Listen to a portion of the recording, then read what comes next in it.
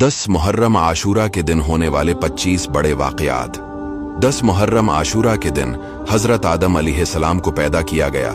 इसी दिन उनकी तौबा कबूल की गई। इसी दिन उन्हें जन्नत में दाखिल किया गया। इसी दिन अर्श, कुर्सी, आसमान, जमीन, सूरज, चांद, सितारे और जन्नत पैदा किए गए। इसी दिन हज़रत इब्राहीम अलैहिस्सलाम पैदा हुए। इसी दिन उन्हें आग से नजात मिली। इसी दिन हज़रत मूसा अलैहिस्सलाम और आपकी उम्मत को नजात मिली और फिरौन अपनी कौम समेत डूब गया। इसी दिन हज़रत ईसा अलैहिस्सलाम पैदा किए गए।